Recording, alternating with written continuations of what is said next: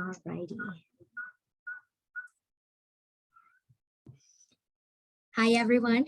Good afternoon. We are here with Eileen Yang, and this is our session, Expanding Biotech-Aligned Career Pathways for High School Students, Genentech's FUTURELAB Scaling Initiative. And I will be introducing Eileen Yang. She began her career in management consulting after graduating from Yale University with a bachelor's in political science. Eileen's a first-generation college student, daughter of refugees from Vietnam, and a lifelong beneficiary of opportunities. Eileen is a member of corporate citizenship team at Genentech, where she leads Genentech's education to employment efforts. Eileen was a social impact consultant with clients that included Adobe, Boys and Girls Clubs of America, Chicago Schools, Gates Foundation, and Hewlett-Packard Enterprises. So thank you everyone for joining us today, and I will go ahead and now welcome Eileen Yang. Thanks so much, Paulina, for that kind introduction. I am going to share my screen now. Let's hope this works. Perfect. Paulina, can you see my screen? Yes, you're good. Okay, great. Well, thank you everyone for taking the time to join this session. This session might be a little bit different from prior sessions that you've joined, and so I appreciate the patience and flexibility as I go through my slides and then ask some questions. Roughly, I will share some context around Genentech's education initiative called FUTURELAB Scaling, and give an opportunity for folks to ask questions. And then towards the end of the discussion, we have some questions for the group. And so the transition might be a little difficult, but hopefully you all will stick with me through this. So Genentech, essentially 5 years ago, reached out to South San Francisco Unified School District, essentially with the ask of what can we do to support science education learning for all students at the public schools in South San Francisco. And essentially we co-designed an initiative called FUTURELAB, which essentially represents Genentech's all-in investment in South San Francisco Unified School District to support all of their public school learners, K through 12, around all the assets they need for students to become excited around science, confident in building their skills in science, and then ultimately equipping students with the skills they need to pursue a potential post-secondary pathway in STEM.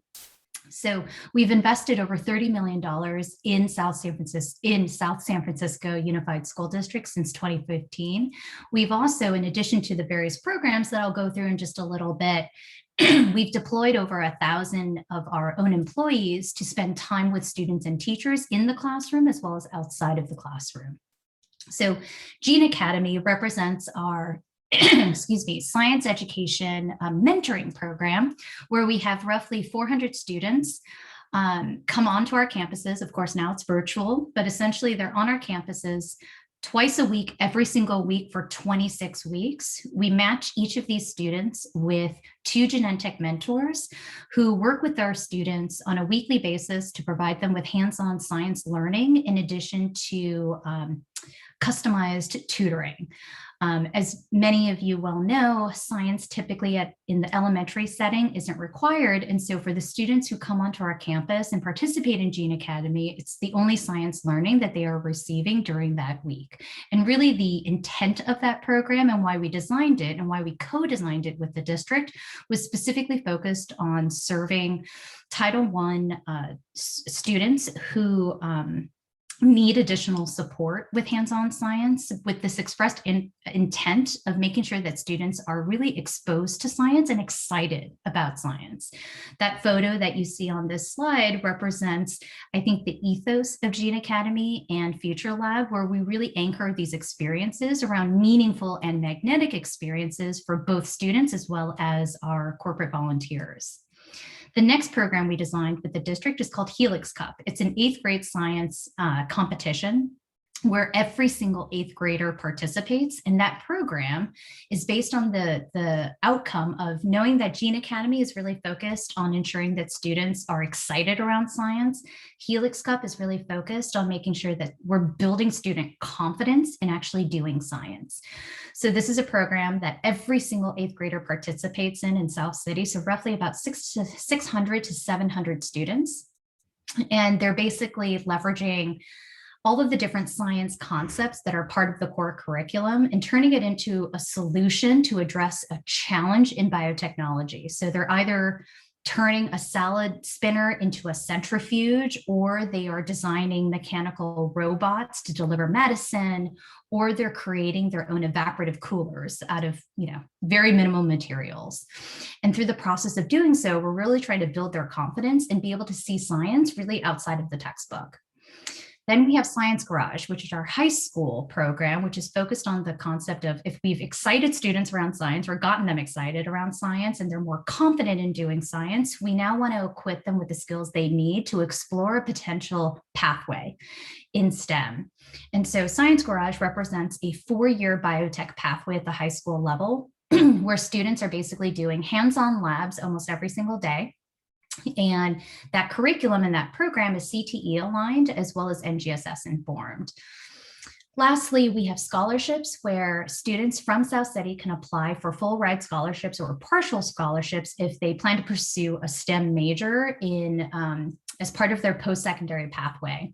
And so these just represent a few programs under the FUTURELAB umbrella. There are a number of other programs that are technically under the FUTURELAB umbrella, but these represent our signature programs. The reason I shared these specific programs is because they basically represent the investment that Genentech has made in education thus far, in addition to grant making that we do to various nonprofit organizations and CBOs across the state as well as nationally. Excuse me. With that, I wanted to share how FUTURELAB fits into how we think about our education to employment efforts. So FUTURELAB fits into this broader framework of how we think about our investments, literally from kindergarten all the way to career. And so Gene Academy and Helix Cup kind of sits under this excitement bucket in that first column. And again, we make a number of grants to organizations that also support excitement and science learning for younger learners. But then as we progress across the learning continuum, we want to really be focused around providing opportunities for students for them to explore potential education and career pathways in science, for them to be engaged and do something for them to be exposed more to work-based learning opportunities. And of course, as students mature and go into post-secondary pathways, it's really about providing experience and leadership development opportunities. When we think about where we can go with FUTURELAB, we've been asked a number of times, can we replicate and bring FUTURELAB to Oakland or San Diego? And while we absolutely want to, we absolutely also have heard from high school science teachers, there could be a massive opportunity for us to really change the way that high school students are learning biotechnology and engaging around science. So FUTURELAB scaling is really doubled down on these two different stages of the continuum around career exploration as well as career engagement. On this next slide, I'll share a little bit more about how our FUTURELAB SSF learnings have really helped drive how we think about FUTURELAB scaling and what we plan to do there. And so from our 5-year experience in partnering very closely with one school district in California, we found that the curriculum that we are teaching could really benefit from more opportunities to embed career exploration opportunities outside of research. The content that we're currently teaching at the high school level, which I think is pretty similar to a lot of the curricula that most high schools are teaching right now, if they are offering biotech, is very focused on research, which is incredibly important. But I think we all agree that there are other education and career pathways in finance, HR, quality assurance, quality control, marketing, et cetera, that are involved in the biotech space. And most students are interested in exploring those opportunities. However, the current curriculum may not reflect those different opportunities. And we see an opportunity and need for that. We also found that, through working with students, that there is a massive opportunity for us to support them in helping them really build their social capital, grow their networks, as well as see themselves in potential career occupations and careers in science outside of research, and being able to really weave in all of the different education and career pathways that can take them to a place like Genentech, but also Amgen and, academia like UCSD. And so there really is an opportunity for us to build more of that content in any kind of high school curriculum. We also found, and as you all may appreciate, that there is an opportunity for us to support a deeper bench of science teachers across the state by strengthening and offering more teacher PD that's aligned with industry trends, with recent technologies, as well as the latest techniques in research, but also manufacturing, and how we're communicating efforts to various audiences. Then we have, obviously, an opportunity to engage biotech professionals. As I mentioned earlier, over 1,000 Genentech employees volunteer with FUTURELAB with those programs I showed earlier. We think there's more of an opportunity to bring more employers and more biotech professionals to engage with students and provide more career exploration opportunities. Lastly, of course, we know we want to scale our reach to reach more teachers and more students outside of South San Francisco. So when we were in the process of designing FUTURELAB and how we would scale FUTURELAB, we wanted to put together a list of design principles that would essentially be our North Star with any new product, any new program that we build. And I wanted to share what these design principles are and the unique value proposition of what we're trying to do with FUTURELAB scaling across the state of California. I won't read all of these, but for us, equity is at the forefront of how we're thinking about this work. We think there is an opportunity to really think about how do we create content and an initiative that would meet students where they are, especially underserved and underrepresented students in STEM, leveraging culturally responsive practices. That's incredibly important to us. We also know that we want this curriculum to be incredibly adaptable, especially given COVID. We know the importance of having curriculum that can work in a distance learning setting as well as in the classroom. So we want to design FUTURELAB scaling specifically to allow teachers and students to toggle between in-person learning, distance learning, as well as asynchronous learning and synchronous learning. We want this curriculum to be really industry driven and aligned. So we're embedding our curriculum with all of the latest trends in biotechnology, in addition to all of the different social justice components of what we have clearly seen through the pandemic of various health disparities that impact communities of color and other communities. So we want that to be really embedded in what we do. And of course, we want to make sure that our curriculum is really harnessing teacher voice. We've leveraged a number of teacher focus groups to give us feedback on a number of the things that we are creating as a result of this initiative, and really ensuring that we're reaching and engaging as many different science teachers as possible.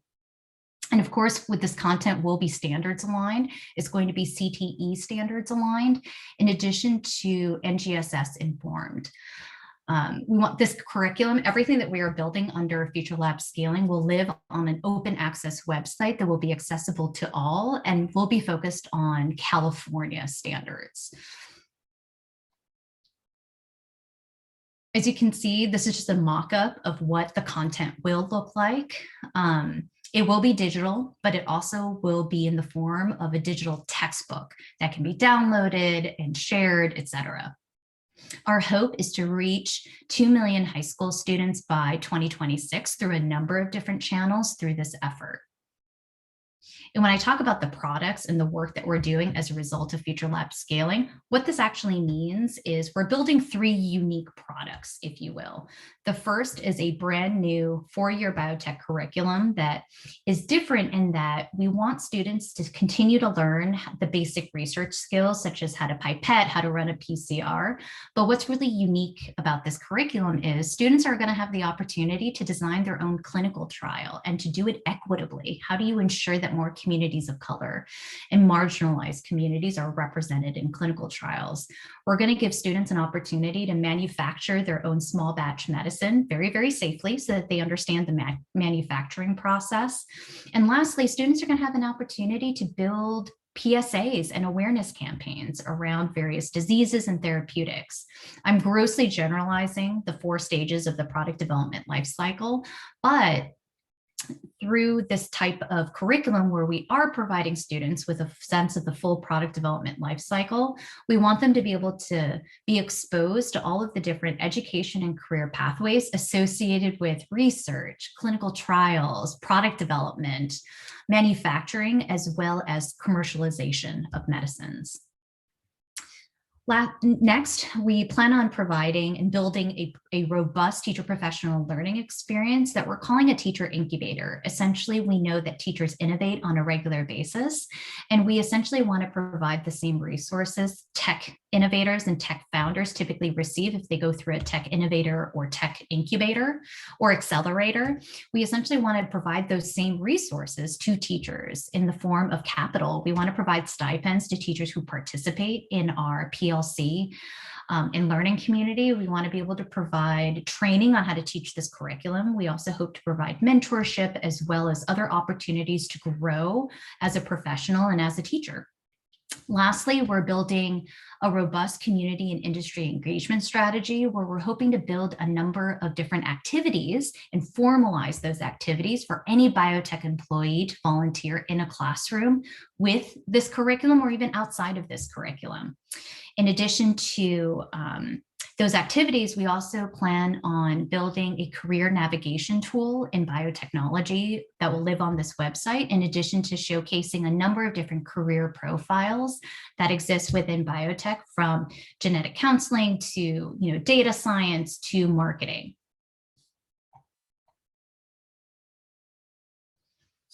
We think that this initiative is beneficial to all science and biotech teachers across the state because, we hope that this curriculum will be demand driven.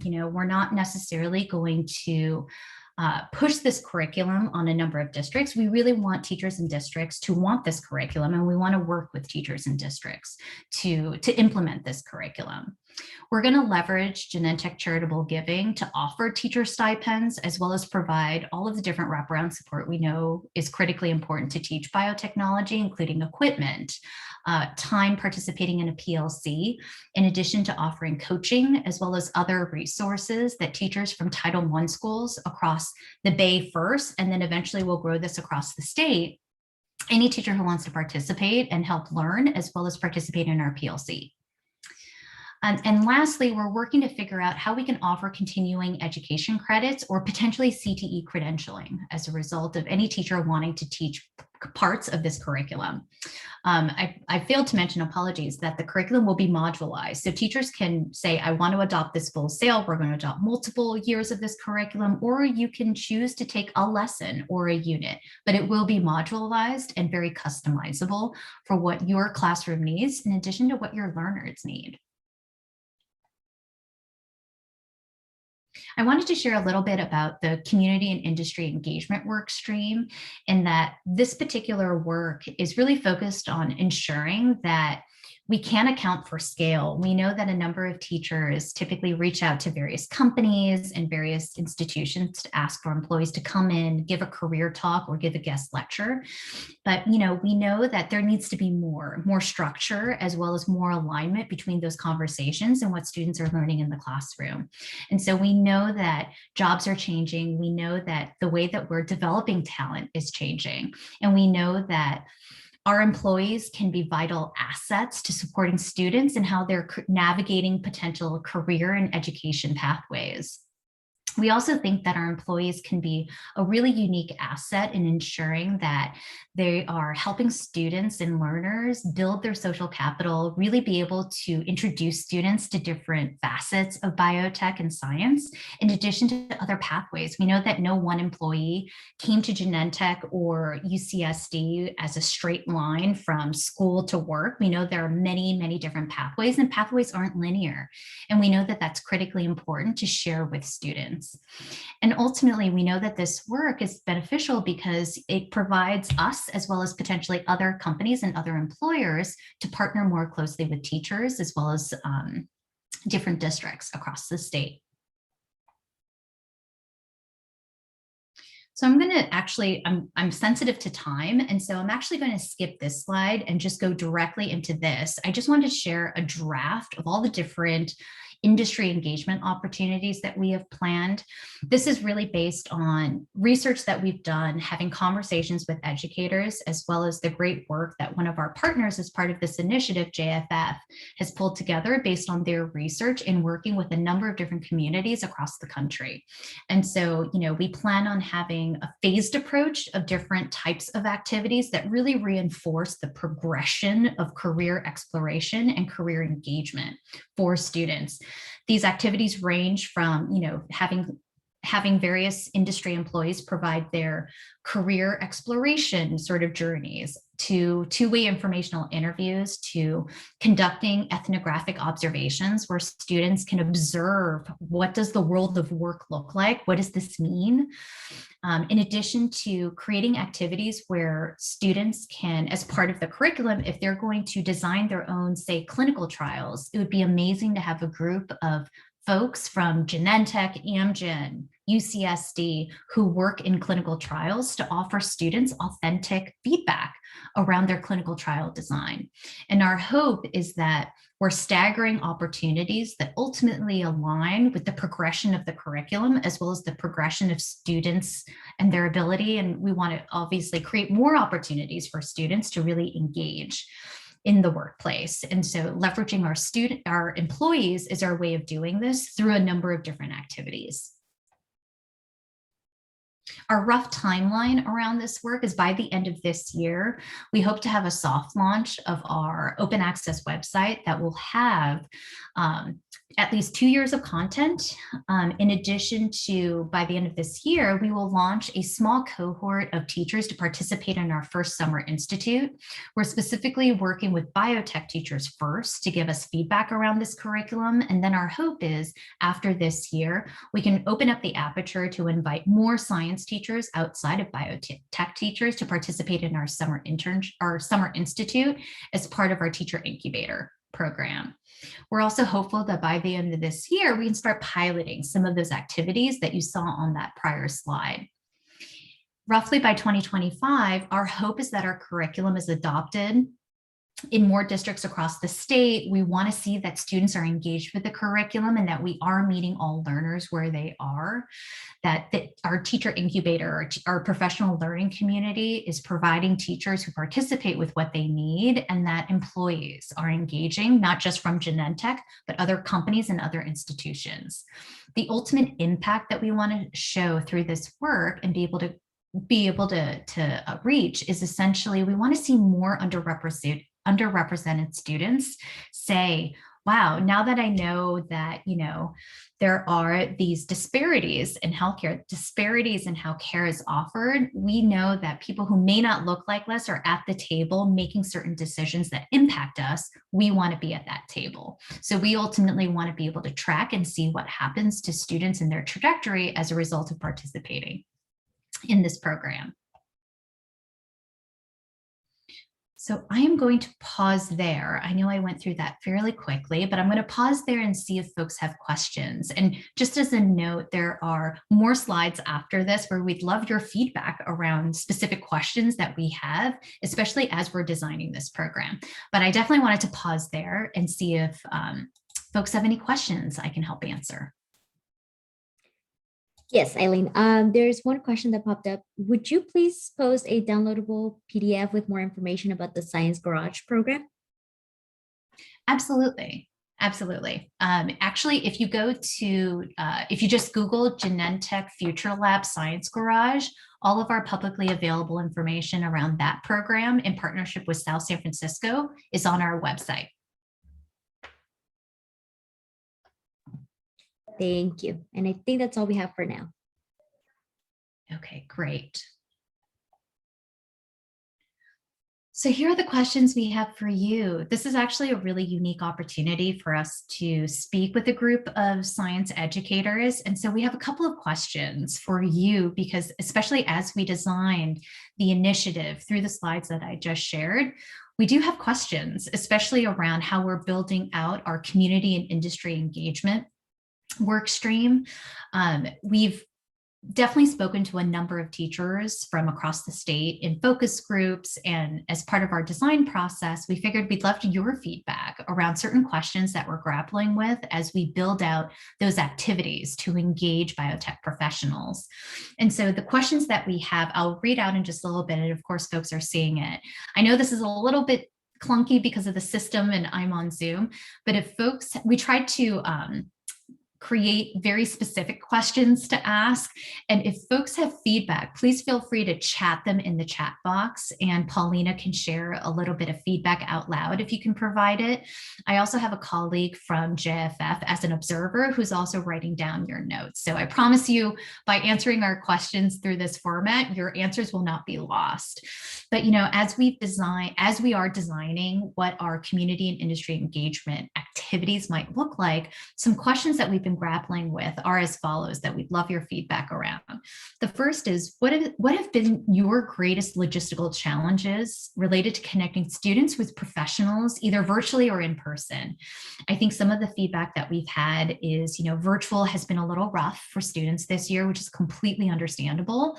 Have there been any unique strategies that you've seen deployed or you've deployed yourself that has been successful, especially when it involves bringing in a guest speaker or anyone coming into your classrooms, literally or figuratively, and speaking with your students? What are some of the conditions you feel need to be in place to make this really equitable? And for us, it's been a question of, we know that there are some equity challenges if we set up all of these activities to take place outside of the classroom. We know that there are potentially some equity challenges if we made all of our activities specifically reserved for in-classroom teaching, just because we know that there's a lot of things teachers need to go through and teach. We don't want to take up more of that time, but if this can complement what is being taught, we definitely want that to happen. But if there are any conditions that you feel would make it work, we would be absolutely happy to hear that and embed that in how we design these activities. Then how can these activities really bolster and support student learning and engagement? And how can we make sure that it's supporting you and what you're teaching? Then lastly, what kinds of incentives would be effective in ensuring and encouraging students to take advantage of these various activities, whether it's a guest lecture, whether it's attending a poster session, whether it's participating in a two-way interview with employees, as opposed to having a teacher say, this is part of our curriculum. We want students to want to do this, especially if certain activities are designed to take place out of the classroom. What incentives might make sense? Is it the offer of an interview for a potential internship? Is it credit? And so we'd love to hear any incentives that you might recommend. So I'll pause there and see if folks have any thoughts to share. And so Paulina, if you wouldn't mind just reading out any comments that come up.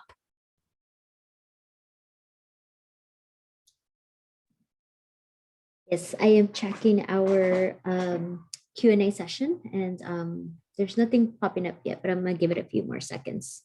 Of course.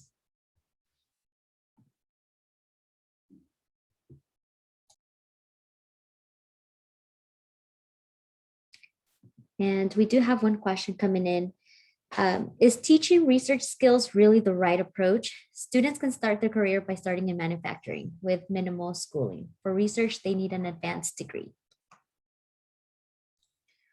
I wholeheartedly agree. I think what makes this curriculum really unique is that it doesn't just teach research skills. It focuses on the full product development life cycle, which includes research, product development or clinical trials, manufacturing, and how do you actually then communicate and commercialize this work? That can involve PSAs, etc. And so our curriculum is unique in that it does not just focus on research. And as a result, we can embed different career profiles as part of those 4 different stages that also does include manufacturing. There's a huge need for advanced manufacturing competencies, especially at a place like a Genentech, but also in other institutions across the country. So whoever shared that, we agree wholeheartedly, which is why we want this content to showcase all of those different career paths and education on ramps that would help students get to that career, whatever that might be. Thank you. So here we have another one.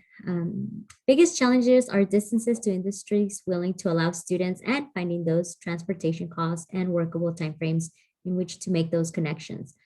Virtual issues are that these days students are on virtual overkill and aren't focusing. And second comment, all of the things listed are huge for successful bridge experiences between students, teachers, and employees.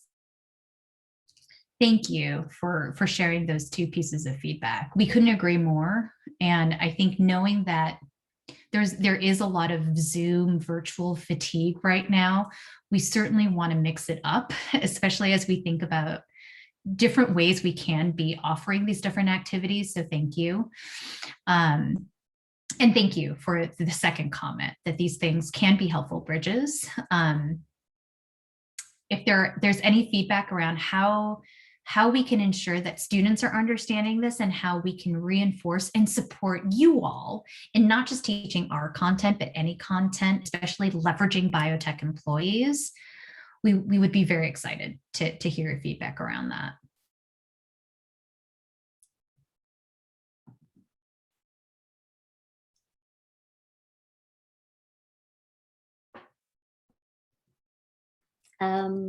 Let's see. There's one, someone posted a logistical challenge, and this is regarding finding industry members willing to either come out and share to multiple classes or finding places willing to take up to 80 students for a field trip. Most will only take smaller groups, then it does not feel as equitable. That's a great point. Thank you very much for sharing that. I guess in response, especially given the fact that there may not have been as many in-person field trips this year, how or I should probably flip this, have various teachers tried virtual field trips and how did they go?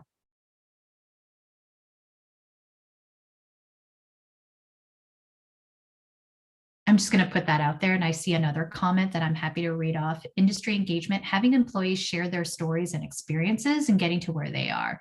This is particularly beneficial for a large diversity of persons that represent student populations. We couldn't agree with you more. I think the way that we are designing how employees can share their journey lines will represent not only what they've done, where they've gone, but we actually really want employees to stress their failures, not with a capital F, but hey, I didn't go to a 4-year college. I went to a community college, or hey, I applied to X, Y, and Z place, or even Genentech 4 times before I got my job.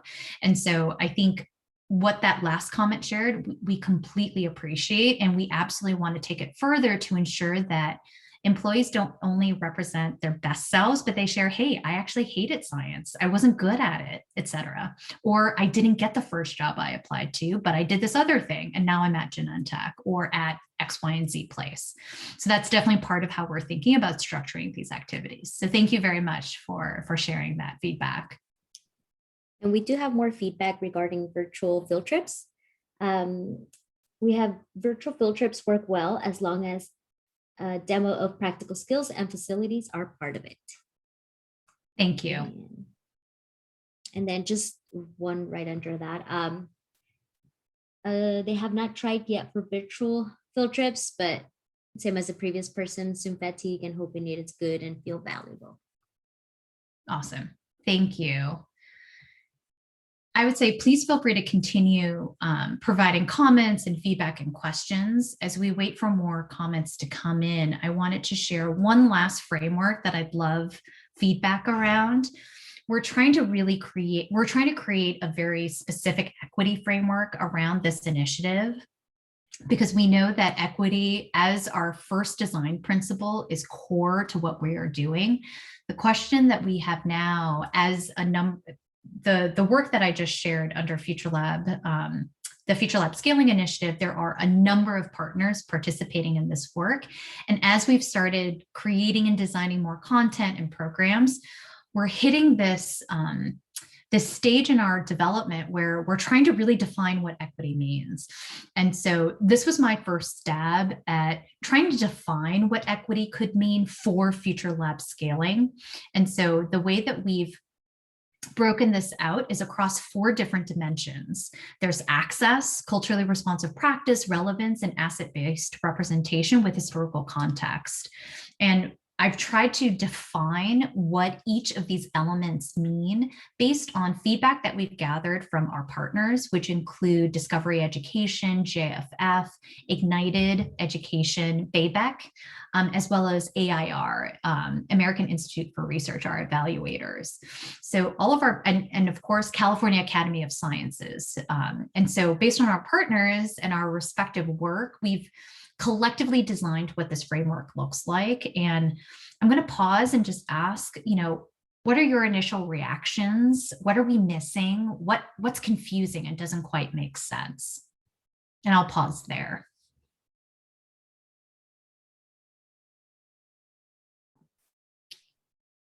We do have a previous comment. Employees who share their stories should come from all levels of the industry. How did the person working in the non-PhD level job get there? Absolutely. And that's noted. If anything, we want to be able to represent all types of employees from different parts of the business, whether it's someone who works on the manufacturing line to someone who is a project manager, definitely non-PhDs as well as PhDs. That's incredibly important to us. Roughly, our early science research group only represents about 15% of our population. And so there are many, many people who work within industry, which we all know without PhDs, and we want to be able to showcase what they do, as well as how they got there. So thank you for sharing that. And we have one more comment. DEI emphasis is important. So if students see someone that looks like them, they are more receptive to seeing themselves in these roles. Agreed. I couldn't agree more. I think when we think about the employees to deploy, as well as career profiles we want to feature on that open access website, we do hope to showcase intentional representation, that there is a wide number of employees and different types of employees doing data science, research, manufacturing. We also want to showcase not everyone's a senior leader, not everyone has a PhD. And our hope is that by doing that, we're meeting all types of learners where they are, especially around, there's so much choice in what they can pursue as a potential career path. So thank you for sharing that.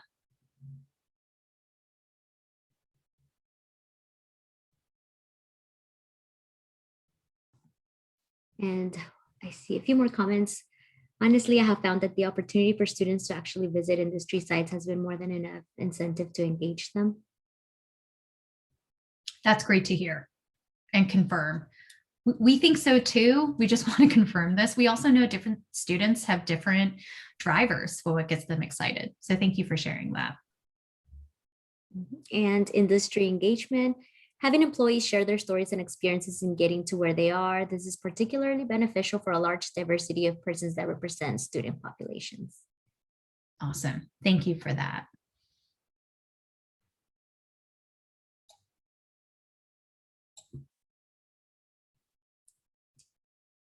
Is there anything that you think we're missing from this equity framework?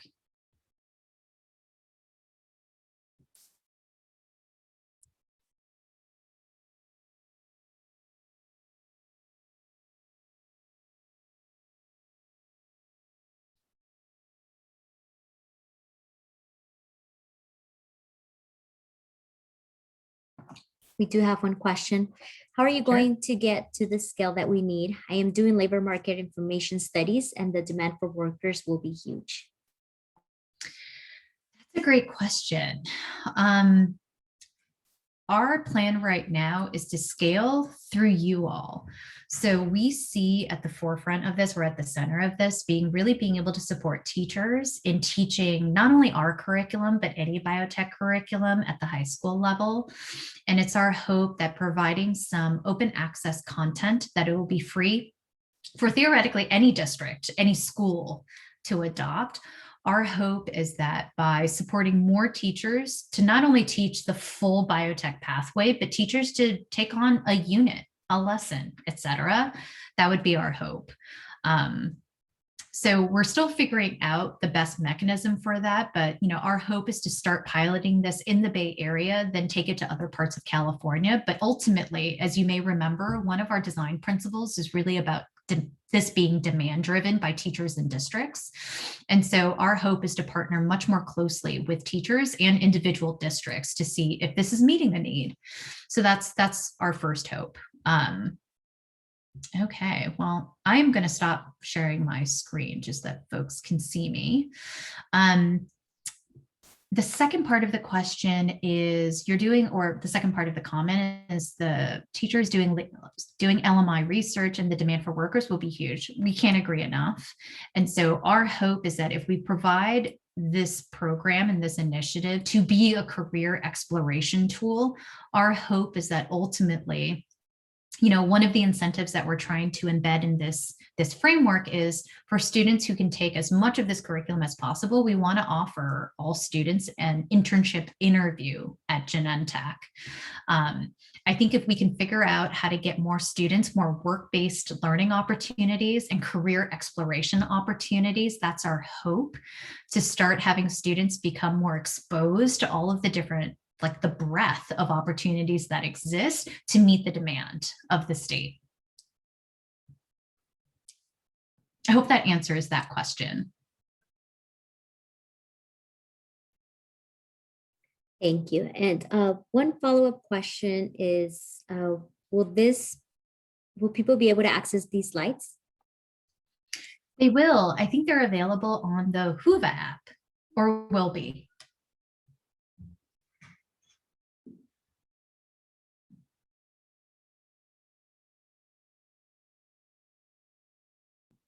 Yes, we can definitely upload these slides at the end of the presentation. Wonderful. And I think in the version that is uploaded, I'll also include the contact information of Ignited Education, who's helping us with the recruitment process for teachers to participate in our Summer Institute. Ignited will lead the recruitment effort in years moving forward. And so that contact information, if you're interested in learning more, we'll include that as well.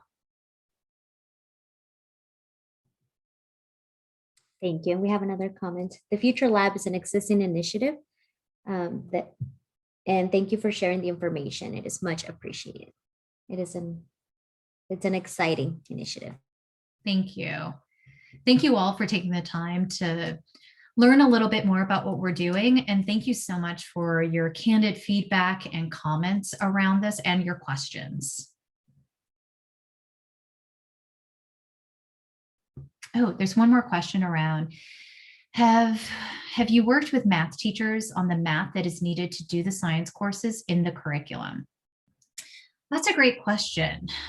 This curriculum is intended specifically for science educators, not just biotech teachers, of course, and we're embedding computational thinking in this curriculum.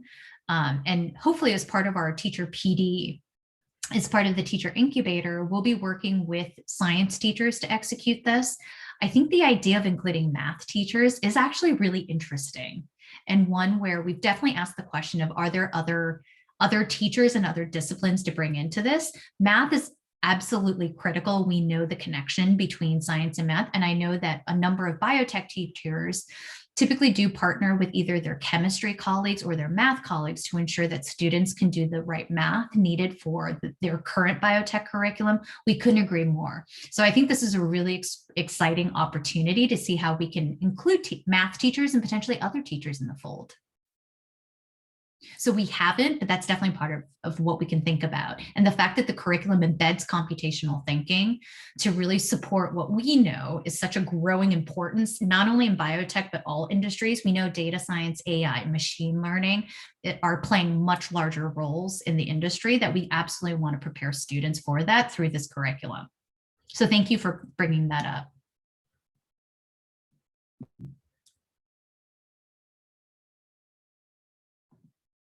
And one more comment is here. Thank you so much for sharing this exciting program. I am not in the Bay Area, but look forward to the day that it will expand to my area and would be interested as soon as it's available to train, collaborate, and get involved. Wonderful. Thank you so much. And I'll definitely make sure there is the contact information in the final version of this deck that is uploaded, because even if this may not be available to you in your region right now, please do. We're collecting email addresses and contact information of educators and administrators who are interested in learning more once it is available. So thank you all very much.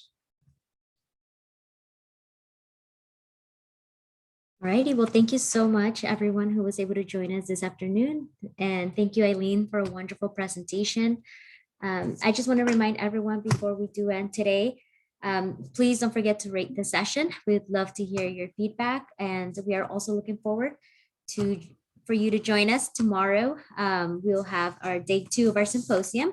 And tomorrow we'll be having listening from Amgen, Biotech Experience, Hayward Unified School District, Young Women in Bio, and executing hands-on labs in remote learning environments. And our session will start tomorrow at 3 o'clock. We'll also have at 3:50 a fireside chat with industry executives and the opportunity to network with different industries, schools, and nonprofit organizations. And that will start at 4:40 p.m. So thank you so much, everyone. Enjoy the rest of your evening, and we'll see you tomorrow. Thank you, Eileen. Thank you. Thanks, everyone.